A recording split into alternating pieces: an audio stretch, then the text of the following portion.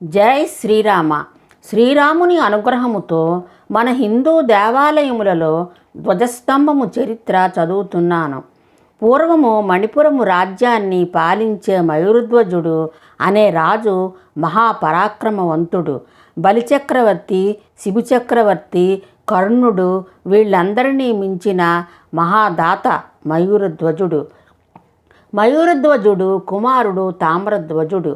ఒకప్పుడు మయూరధ్వజుడు దానగుణము పరీక్షించుటకై శ్రీకృష్ణుడు, ధర్మరాజు ఇద్దరూ వృద్ధ బ్రాహ్మణ రూపములో మయూరధ్వజుని రాజ్యానికి మణిపురము చేరుకున్నారు. వారిని చూచిన మయూరధ్వజుడు విప్రులైన వారికి దానము ఇవ్వదలచి ఏమి కావాలో కోరుకోమన్నాడు మయూరధ్వజుడు. అప్పుడు శ్రీకృష్ణుడు, ఓ రాజా, మేము తమ దర్శనార్థమై మీ వద్దకు బయలుదేరాము. దారిలో ఒక సింహము అడ్డుగా వచ్చి ఇతని పుత్రుణ్ణి పట్టుకుంది. అప్పుడు మేము బాలుణ్ణి విడిచిపెట్టమని ప్రార్థించాము. అప్పుడు ఆ సింహము మానవ భాషలో, మీ కుమారుడు మీకు కావాలంటే మణిపురము రాజ్యాధిపతి అయిన మయూరధ్వజుని శరీరము సగభాగము నాకు ఆహారంగా తెచ్చి సమర్పించమని చెప్పింది. కావున ఓ రాజా, తమ శరీరములో సగభాగము దానమిచ్చి పుత్రుణ్ణి కాపాడవలసిందిగా కోరేరు వృద్ధ బ్రాహ్మణులు. రాజు అందుకు అంగీకరించాడు.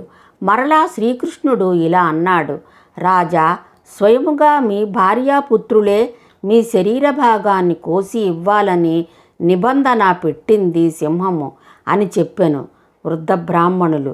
రాజు వెంటనే తగిన ఏర్పాట్లు చేసెను. అతని భార్య, పుత్రుడు రాజు శరీరాన్ని సగానికి కోయసాగారు.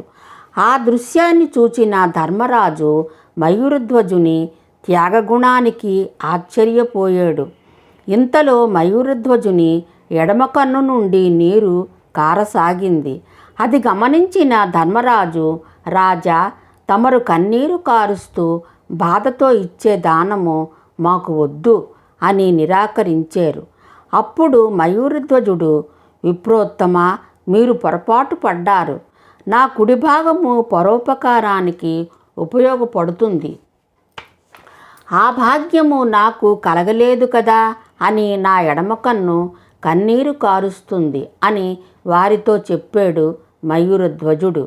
మయూరధ్వజుని దానశీలతకు మెచ్చిన శ్రీకృష్ణ పరమాత్మ అతనికి నిజరూపముతో దర్శనమిచ్చి ఏదైనా వరము కోరుకోమన్నాడు శ్రీకృష్ణ పరమాత్మ.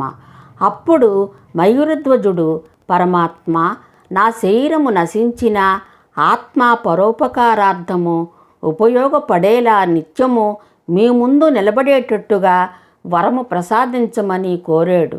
అప్పుడు శ్రీకృష్ణుడు, నేటి నుంచి ప్రతి దేవాలయము ముందు నీ గుర్తుగా నీ పేరున ధ్వజస్తంభాలు వెలుస్తాయి అని వరము ఇచ్చెను శ్రీకృష్ణ పరమాత్మ.